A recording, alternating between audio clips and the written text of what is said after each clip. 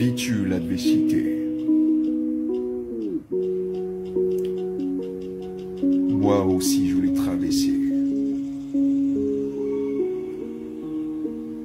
Ce que l'homme doit comprendre, c'est que il aura forcément des moments dans nos vies qu'on ne comprendra jamais.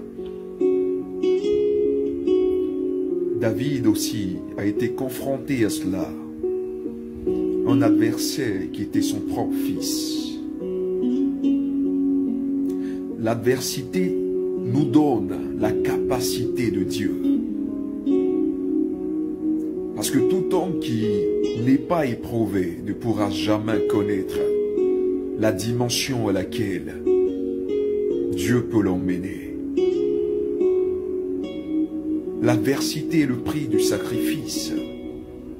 L'adversité est ce qui démontre la potentialité qui est en nous.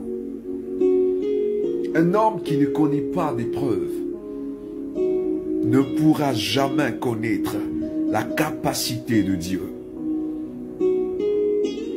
Nous sommes emmenés à garder notre équilibre dans un monde qui bouge.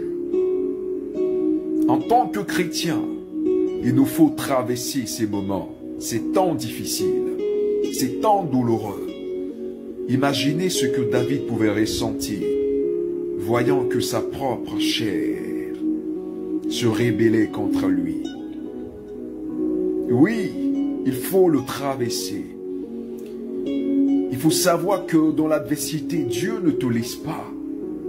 Mais Dieu te met dans une faculté, dans le but de voir ta capacité, à compter sur lui, à savoir qu'il est là, à savoir qu'il ne t'abandonnera jamais, à savoir à quel point tu lui fais confiance, à savoir à quel point tu l'aimes.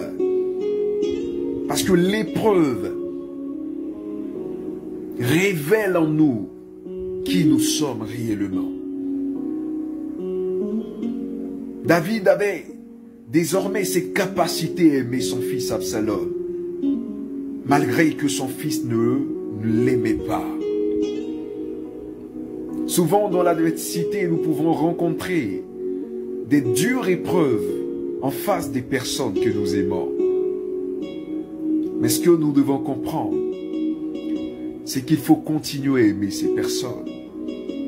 Il ne faut pas s'apitoyer sur son sort. Il ne faut pas rester là où tu es tombé. Il faut avancer avec Dieu. Savoir qu'il est près de toi. Savoir qu'il ne t'abandonnera jamais. Un enfant de Dieu est toujours éprouvé, frère. Plusieurs veulent vivre une vie sans épreuve. C'est impossible. Tout enfant de Dieu doit passer par des épreuves.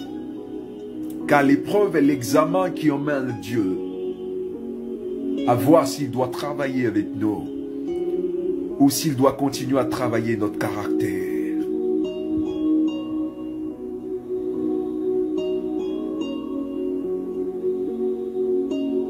Veux-tu abandonner? Non, tu n'abandonneras pas. Un échec à l'épreuve est un échec à notre vie.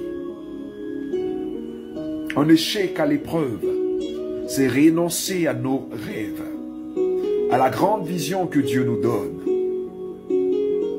Car un lion ne recule jamais. Tu dois foncer là où il y a le feu. Tu dois voler comme l'aigle dans la tempête. Tu dois résister dans une nature sauvage comme la gazelle. Courir à une autre vitesse de peur que ton ennemi ne te rattrape.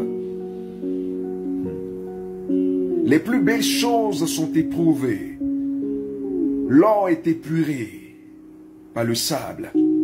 Et tout enfant de Dieu est éprouvé par les épreuves. Voyez un peu l'image de la gazelle.